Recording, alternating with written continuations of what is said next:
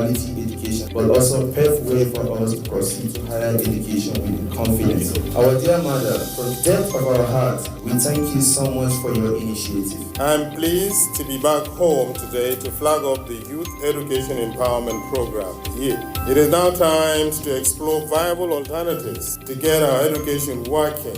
We must go digital. It is in this regard that the Future Assured Youth program is deploying this e-learning technique for training the out-of-school young people who have attempted but failed to pass the certificate examination. I urge you students to see this project beyond the support to pass examination, but an opportunity to add value to yourself, your families, and the larger society.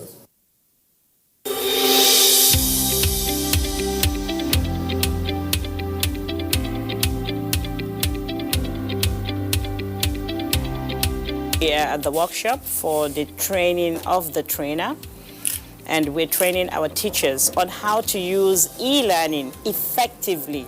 We believe with e-learning, the teaching will be less hectic for the teacher, and the learning will be more interesting for the students. And I'm sure with what we are doing, the students will actually pass the external examination. It has about 80 textbooks. The books are organized in weeks and in terms. We have applications there for physics, we have for chemistry, we have for biology. You can also use your hands to move it on the screen, to turn it once from one side to the other.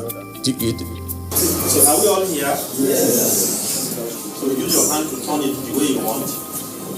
This is an opportunity being given to us by the First Lady that really make us to really operate our educational activity in field of modern education with the help of this e-learning, experience. This is a very, very wonderful tool to help me as a science teacher, chemistry, to be able to pass my message very clearly to the students. While it was going on, I just recall in one of the schools I taught, I taught the students on how violent it is when sodium is added into water, sodium metal, and the child tried to do that practically. Fortunately, he was not injured, but the laboratory where he tried to do that experiment practically, the building cracked because it was actually very, very violent. But with this tablet, you can still do the same thing with no destruction, no danger. Okay, you can only see the violent reaction occurring without you being injured. They can visualize it, okay, what I say. They're trying to draw the atom on the board and label all of those and shoot. They're able to see it, and so they do not have any problem with it at all. It has availed the teachers an opportunity to even learn more what to teach the students and how best to use this teaching aid.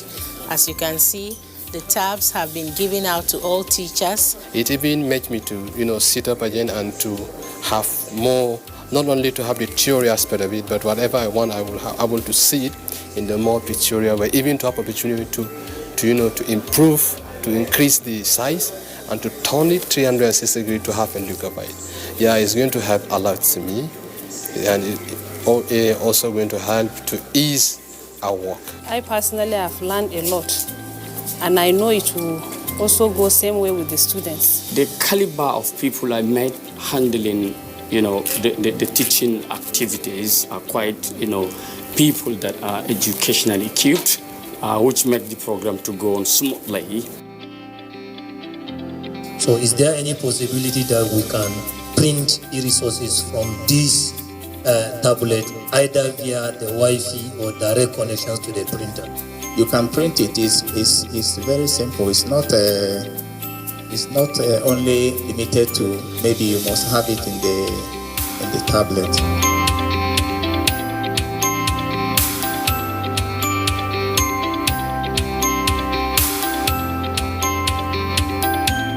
I just want to say the First Lady is actually a mother. The vision she has to make people's future better is a good one. To thank Her Excellency and to ask her to sustain this program so that many who are roaming the streets will be captured and they will be given a direction in their lives.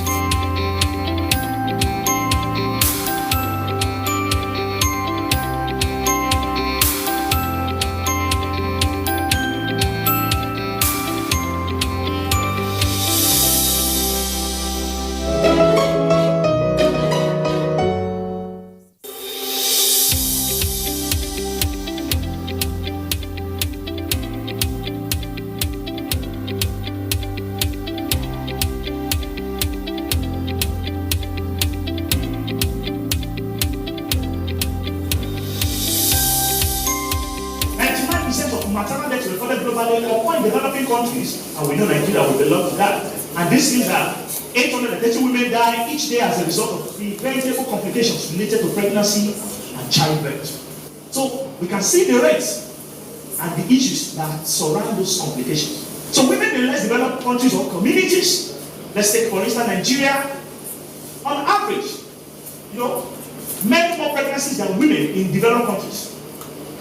And their lifetime risk of death due to pregnancy is high. Compare women in the developing countries or communities, or let's say in rural areas, compared to those that are advanced. Let's go into our kids, please.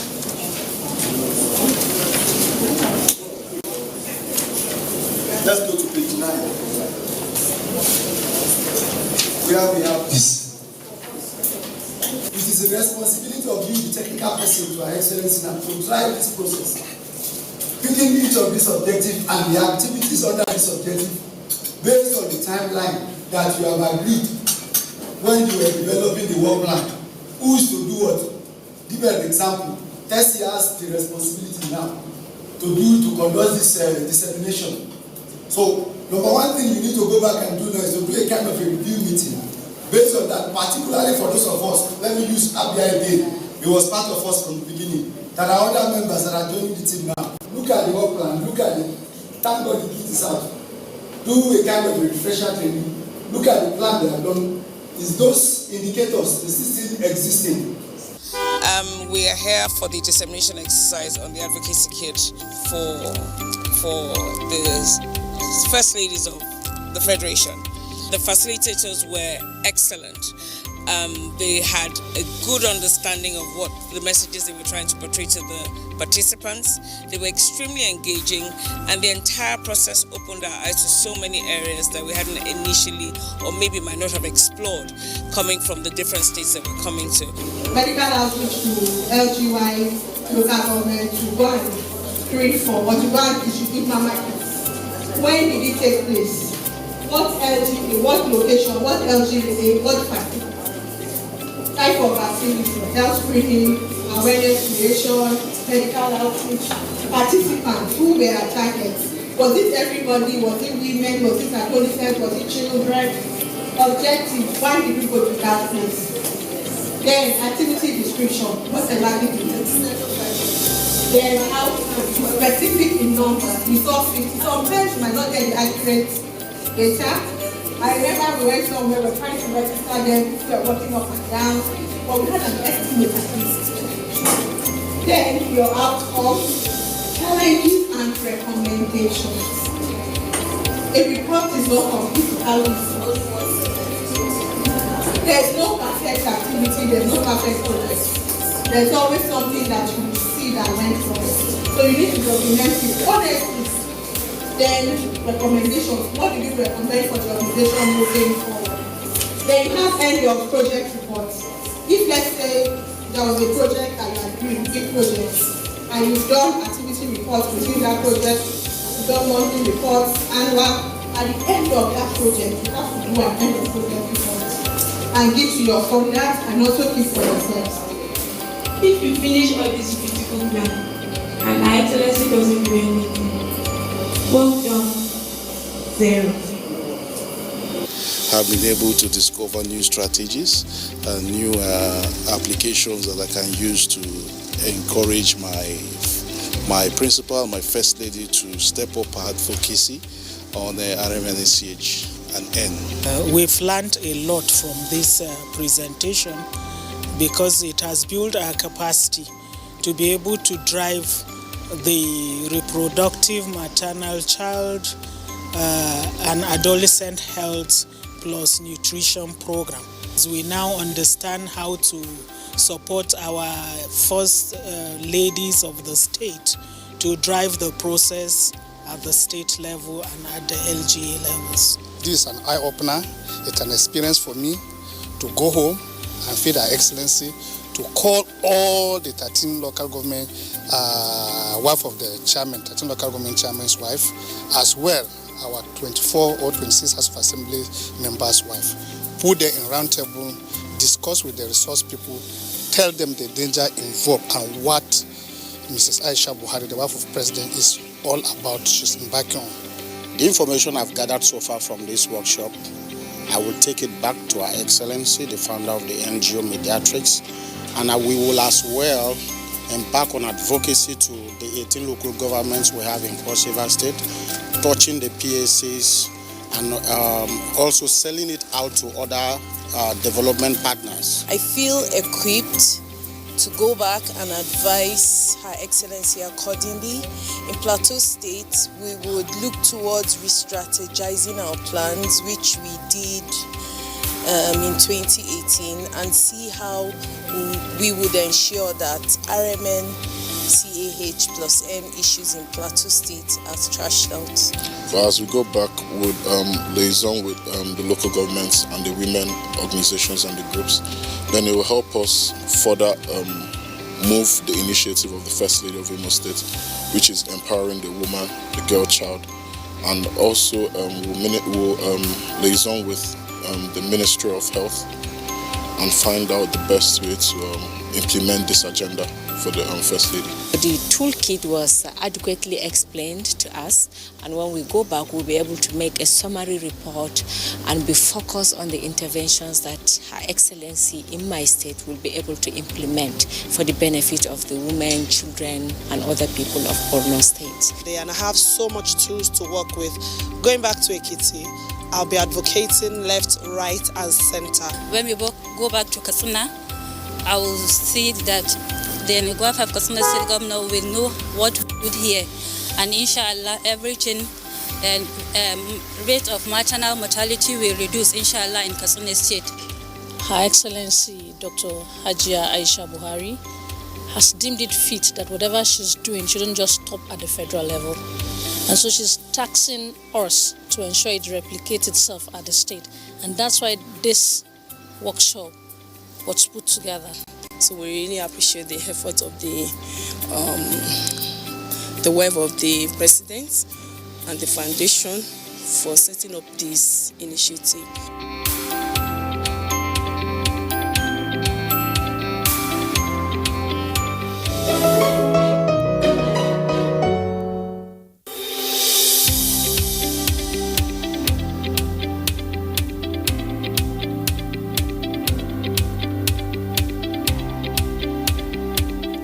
State has one of the highest burdens of childhood malnutrition, partly due to its large population.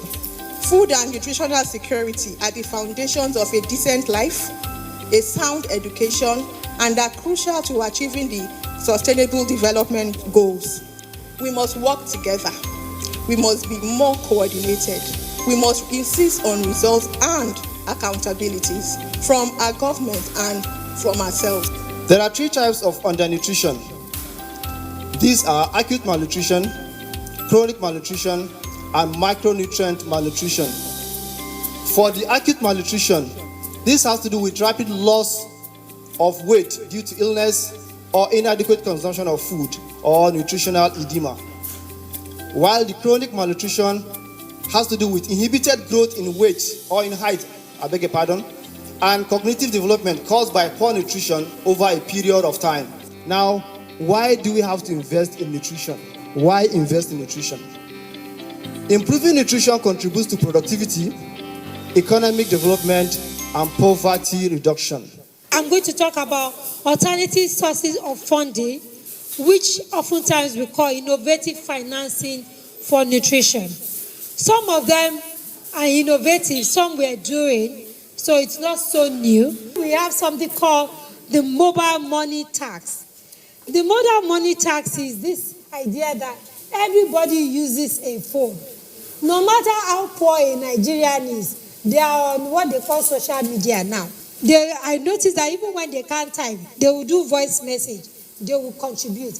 There's a way we can work with the telecommunications. So even if they don't want to do corporate social responsibility, we can work with them that 1% of either a text or a message that you get, you can actually donate that to the Nutrition Basket Fund.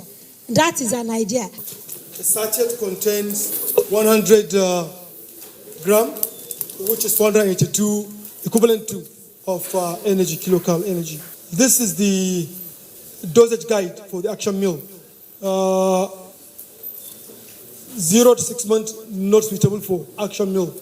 From 6 months to 1 year, with less than 12.5 cm mark, half sachet per day. 1 to 2 years.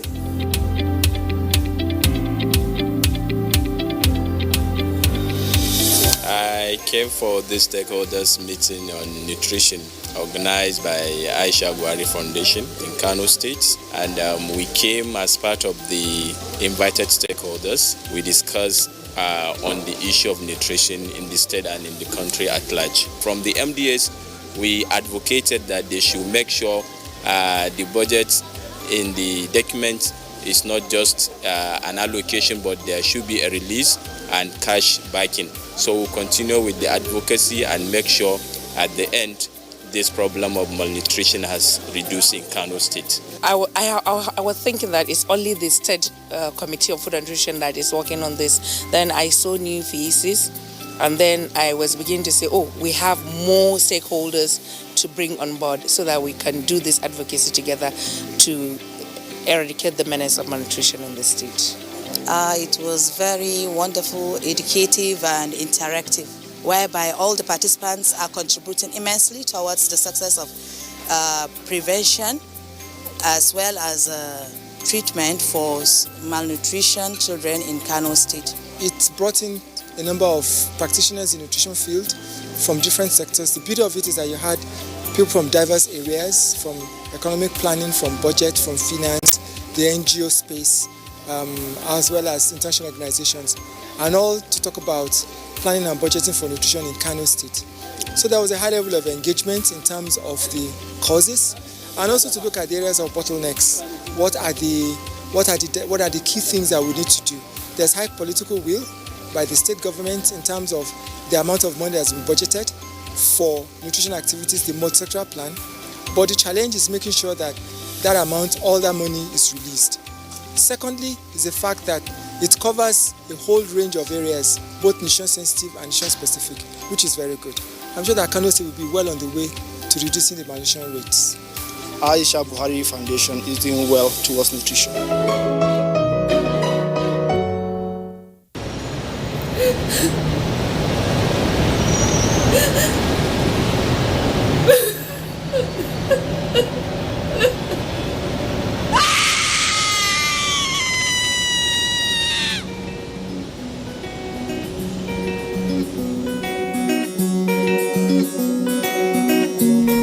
We all want the best for our children, particularly those of us parents that have strived so hard to teach them the right way to behave and sacrifice so much personally to ensure they turn out to be morally sound, upstanding young men and women we can be proud of. Then life happens, and the ways in which we react can make a bad situation much, much worse. She is going away with a boyfriend for the weekend and will not be on campus. She begs her brother to cover for her in case her mother tries to reach her during the weekend. Tokwe agrees, but asks Tolani to be careful and not to let her moves come back to bite them.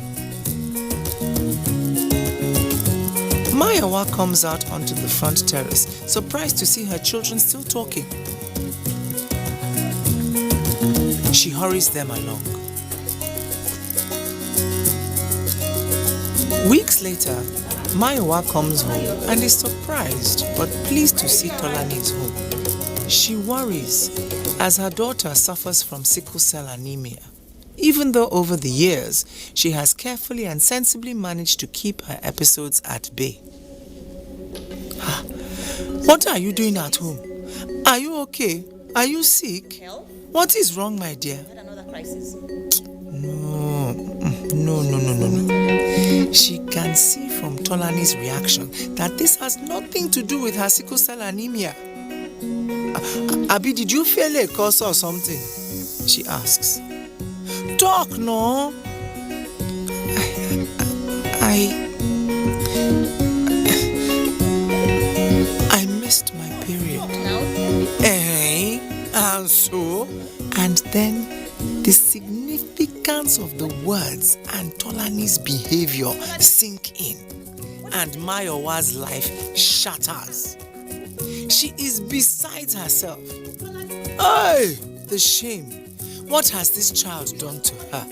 Oh God, this child has killed me. Oh, what have I done to deserve this? Hey, Jesus, I sent you to school to read. I am finished. You have delivered me to the hands of your father's people. A shameful girl in a shameful situation. A disgrace of a child. This is woe. She immediately decides to withdraw Tolani from university and keep her at home and out of sight.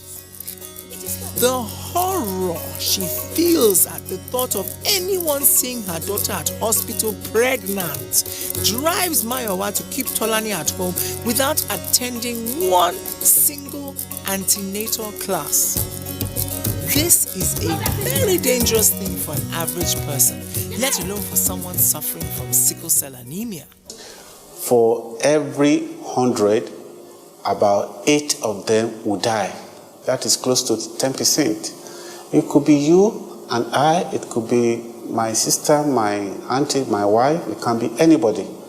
There is no destiny that it is you that's going to die in childbirth. Tokbe is home to speak to his mother, begging for his sister to be supported.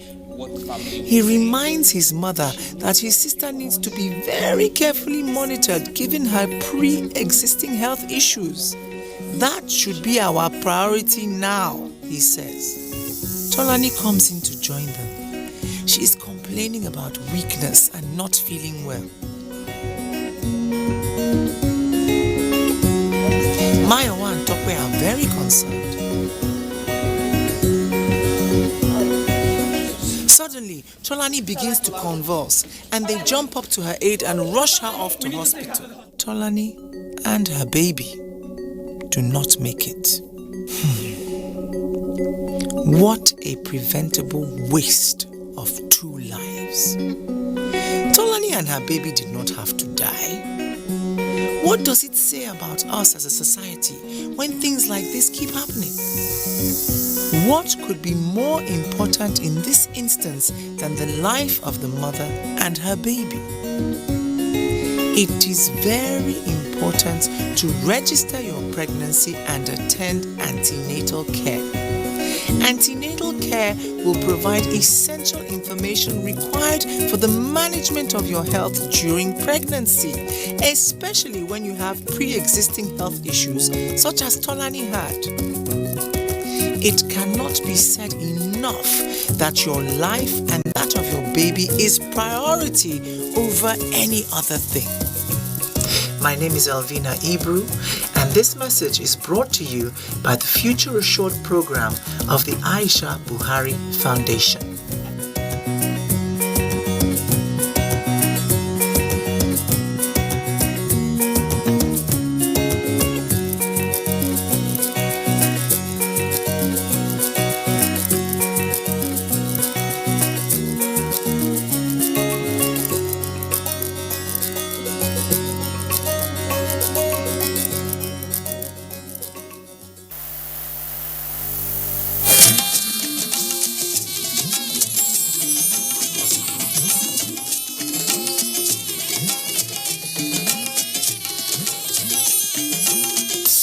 This is the network service of the NTA.